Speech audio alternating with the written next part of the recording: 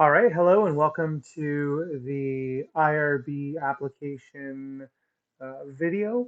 In this video, I'm going to briefly go over the IRB assignments and the process for submitting an IRB application online. Recall that for this portion of senior thesis, there are two main tasks. The first task is to complete the IRB assignment and fill out the informed consent template and submit those to the Dropbox on D2L for course credit. The second task is going to be then to use those documents to submit an online application so that you can proceed with data collection for your senior thesis. So for the IRB assignment, you're going to go through and fill out these various prompts. So brief description, this is sort of a short description. Then for number two, it's going to be a longer description. You can think about this as like your statement of the purpose paragraph. You're going to give an explanation as to what you're doing, why you're doing it, and then generally how you're doing it. So, what is the study that you're interested in doing? What is your hypothesis? And then how generally you're going to do the study. It's going to be a survey, and we're going to ask questions about depression and anxiety, or it's going to be an observational study, and we're going to go out and we're going to watch people back out of parking spaces or what have you. You will also talk about the benefits and the risks. And again, the benefits are typically going to be something in the neighborhood of learning more about the process of psychological or criminal justice research.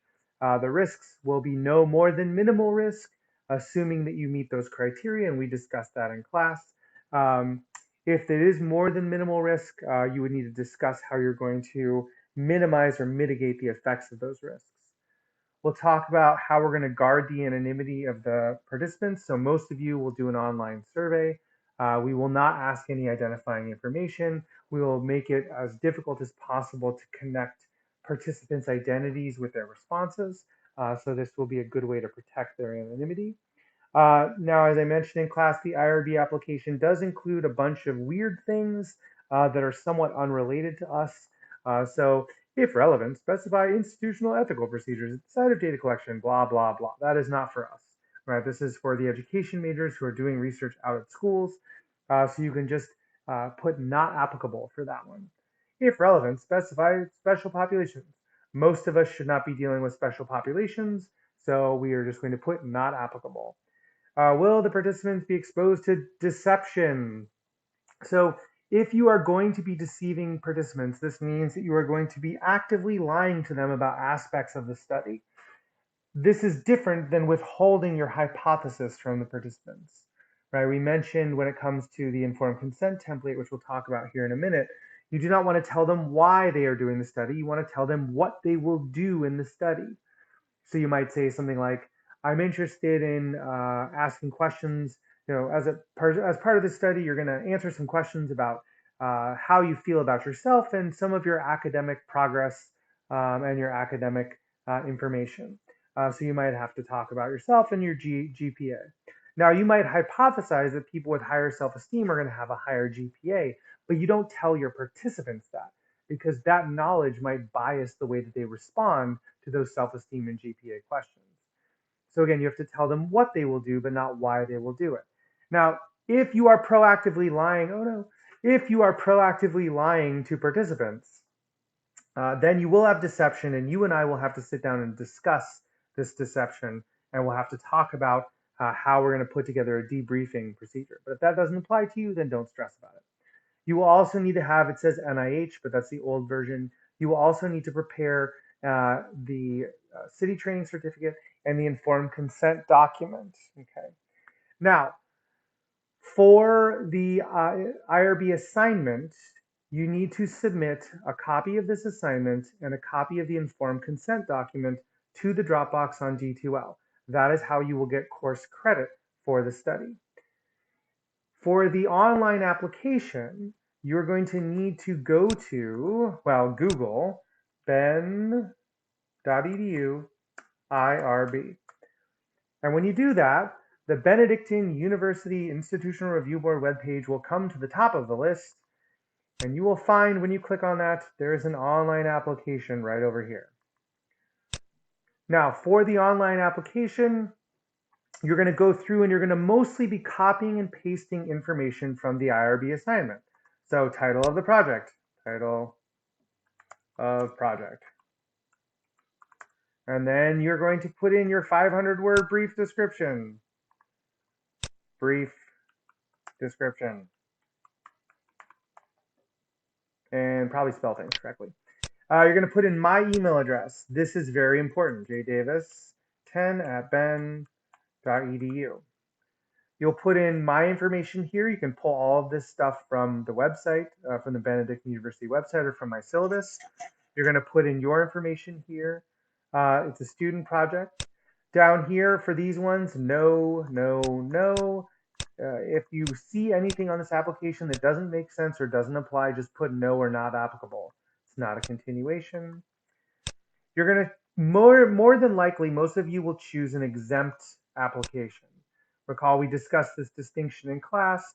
As long as you're not having too much physical contact with the participants, and by too much I mean like, more than simply handing them a survey in a classroom, then you will qualify as exempt. If you are expedited, that is again something that we will have needed to talk about in advance, but for most of you it should be exempt. Now, when you choose exempt, it's going to ask you why is it exempt. Usually it's one of these first three. Just read through them and pick the one that makes the most sense. Research involving the use of educational tests sounds good to me. We're going to go to next.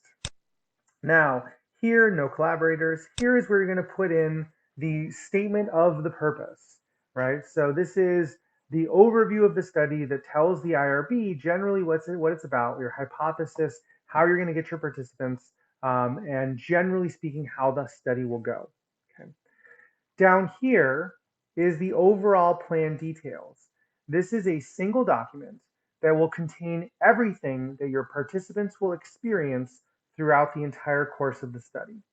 So if you are doing a survey, then that means that in this single document, you are going to need to have every single survey question, response option, set of instructions, anything that the participant will see needs to be compiled into one document and put here, okay?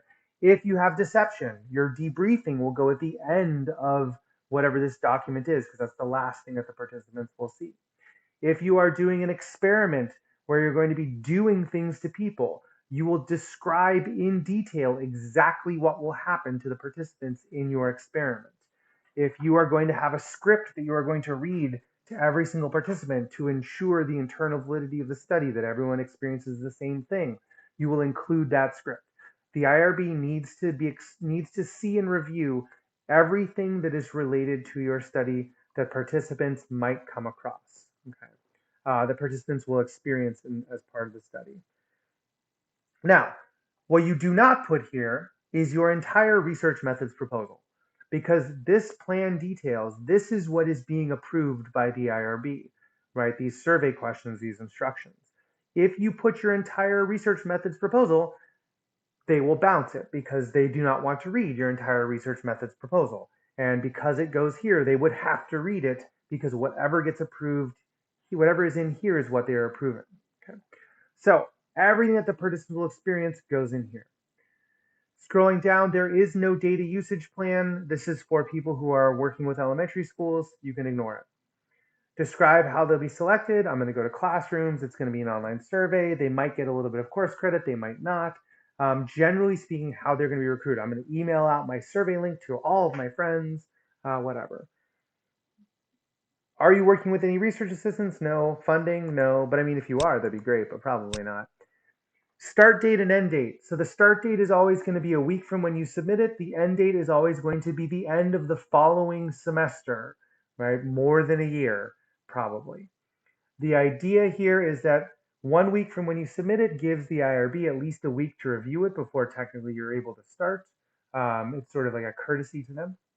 1 year to the end is to just cover yourself, just in case on the off chance you get struck by lightning or you get hit by a car and you're in a coma and you have to retake senior thesis. But if you've submitted your online application and you have to retake senior thesis, you will at least be more than halfway there. Okay.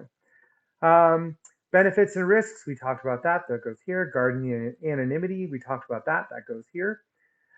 Now, right here is where you would put in your informed consent template. So again, this was completed as part of the IRB assignment. So when you go back here,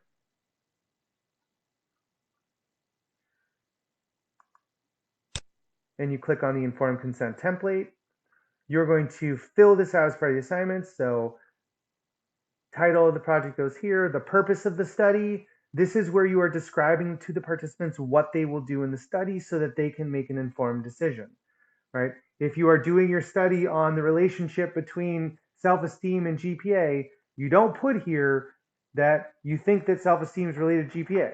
You put here, you will be answering questions about how you feel about yourself and your academic progress and standing, right? Tell them what they're going to do, not why. Time frame, it shouldn't take more than about 10 or 15 minutes. Once your study is all set up, if it's a survey, you can have a friend take it and time them to see how long it takes. But about 10 or 15 minutes is usually what these things end up at. Risks and benefits go here. Again, you can pull that from the IRB assignment. Your name goes here, my name goes here. The phone and email of the researcher, just put your email, don't put your phone.